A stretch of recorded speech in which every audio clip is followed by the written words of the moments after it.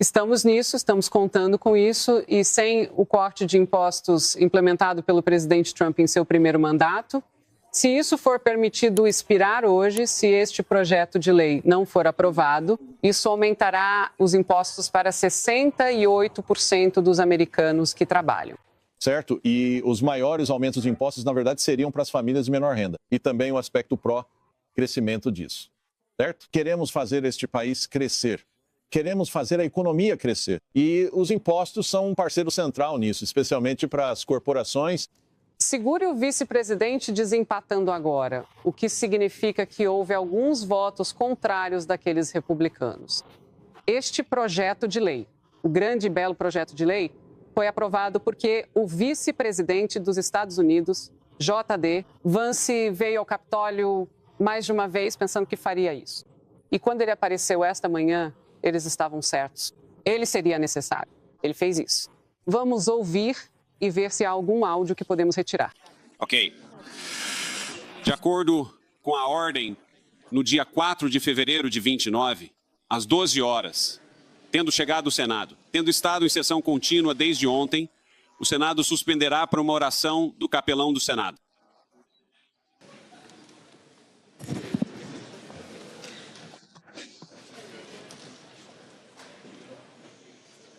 Deus eterno e sempre bendito, ajuda nossos senadores a trilhar o teu caminho para a glória do teu nome.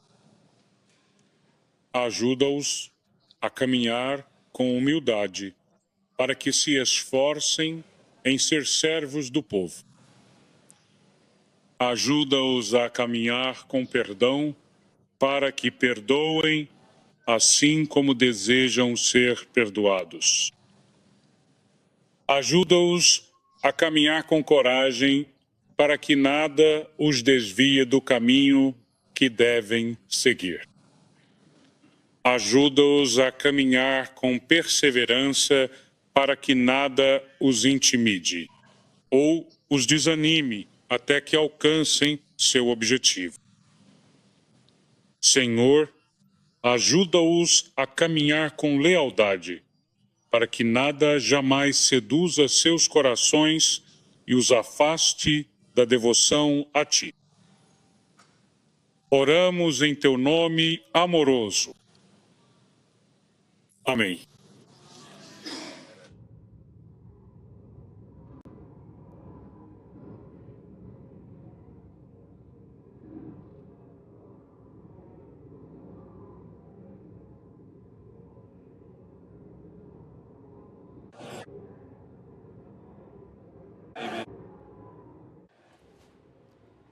E com isso estamos assistindo agora o grande e belo projeto de lei foi aprovado na votação com o voto de desempate da vice-presidente dos Estados Unidos.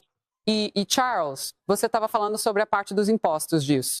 Que benefício isso traz, além de preservar?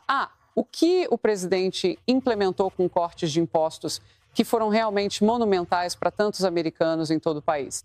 O que isso permite que ele faça daqui para frente? Isso é realmente o cerne de tudo. Para ser bem honesto, é o efeito de crescimento, o efeito multiplicador das empresas manterem mais do que ganham, podendo investir isso em futuros produtos e podendo investir isso em funcionários. E é isso que é a base da economia. E ouça, obviamente, uma coisa é quando você diz coisas durante uma campanha eleitoral e quando você espera coisas durante uma campanha eleitoral. Como podemos ver, esse assunto é muito controverso. Apenas sua conversa com Chip Roy mostra que quando o assunto voltar para a Câmara, vai haver mais algumas, você sabe, brigas ou outra discussão, por assim dizer. Mas você sabe, o presidente Trump fez uma publicação ontem falando sobre o aspecto de crescimento disso.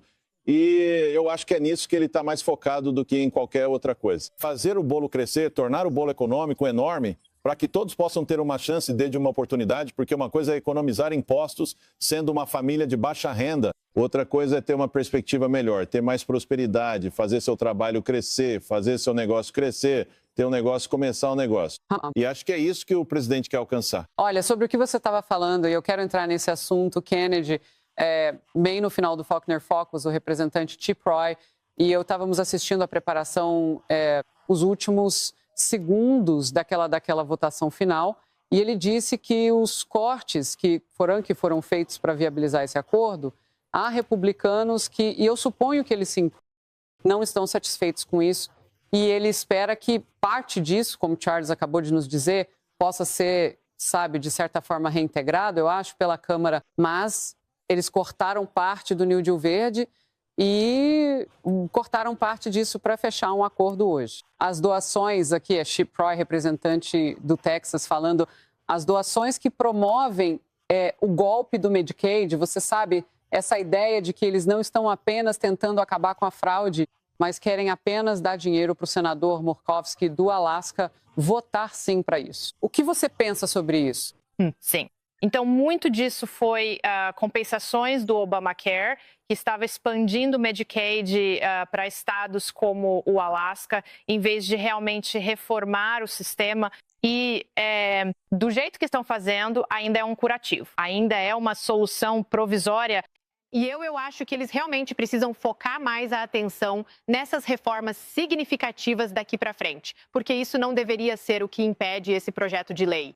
Isso não deveria ser o que impede os cortes de impostos, mas também abre uma fissura muito interessante dentro do partido, porque você tem os constitucionalistas como Chip Roy e o Freedom Caucus na Câmara, e então você tem os moderados no Senado, como Lisa Murkowski e Susan Collins, que está concorrendo à reeleição.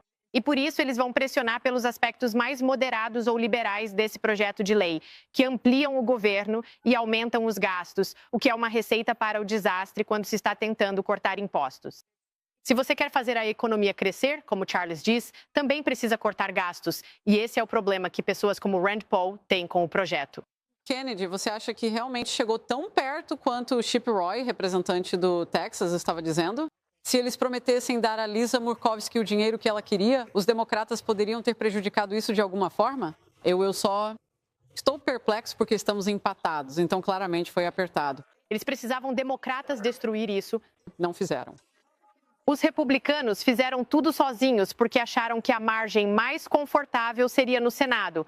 Porque você sabe, matematicamente, em termos da proporção de votos republicanos, há mais deles no Senado e eles perderam 3. Então é ainda mais apertado na Câmara.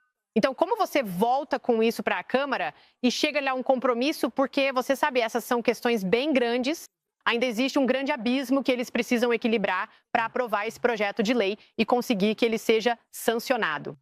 Bem, o outro motivo, Gerry, pelo qual eles achavam que poderia ser mais fácil, ter um caminho mais fácil no Senado, era porque o Senado havia prometido os cortes de gastos e coisas. Mas uma parte foi reduzida a tal ponto que o deputado Roy está dizendo que talvez nem todos estejam confortáveis com isso do jeito que foi reduzido.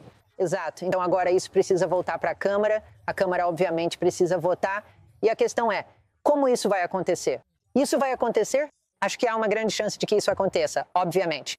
Mas deixe-me falar por um segundo sobre algumas das coisas neste projeto de lei que vão ajudar a classe média, porque tem havido muita desinformação sobre isso, e a desinformação basicamente é que isso ajuda os amigos bilionários de Trump.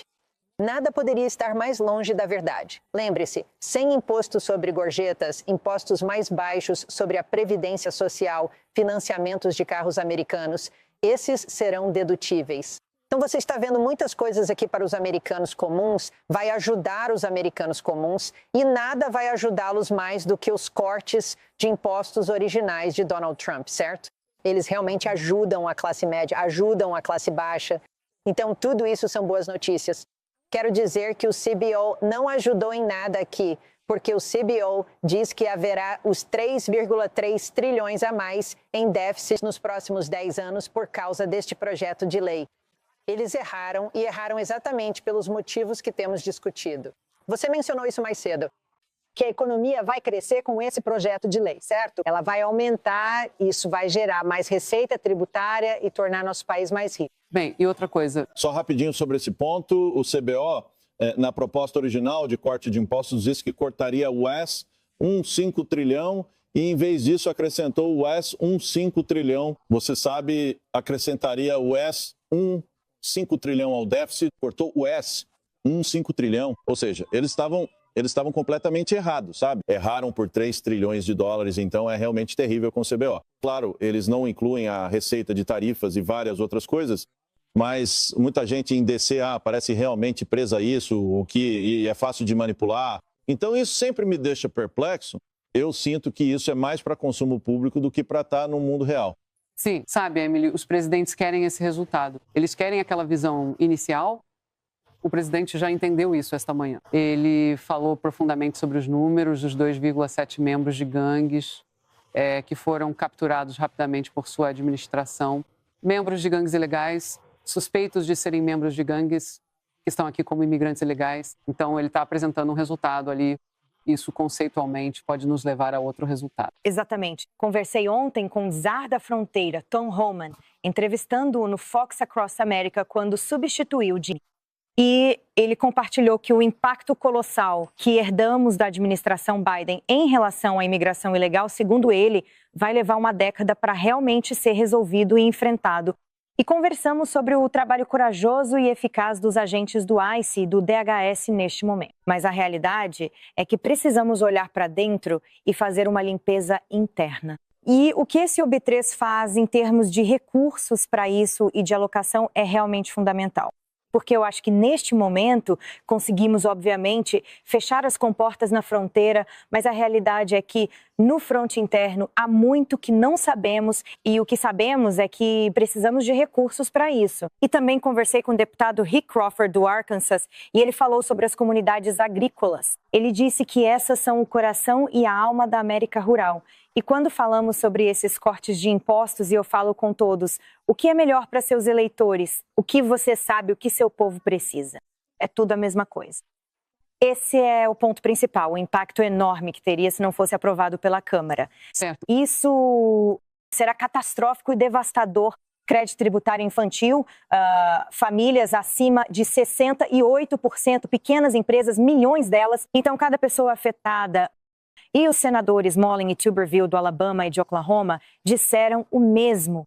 Então, pode não ser perfeito, mas a realidade é que seria devastador se não fosse aprovado. Você sabe, só falando abertamente como costumamos fazer aqui, Emily, no sofá, se você consegue imaginar o sofrimento causado pela alta inflação que chegou a 1% sob Joe Biden nos últimos 4 anos, se você consegue imaginar os preços subindo para patamares mais altos e nunca mais voltando a cair, quero dizer, a inflação caiu drasticamente, como o presidente Trump havia prometido, mas o governo não define os preços.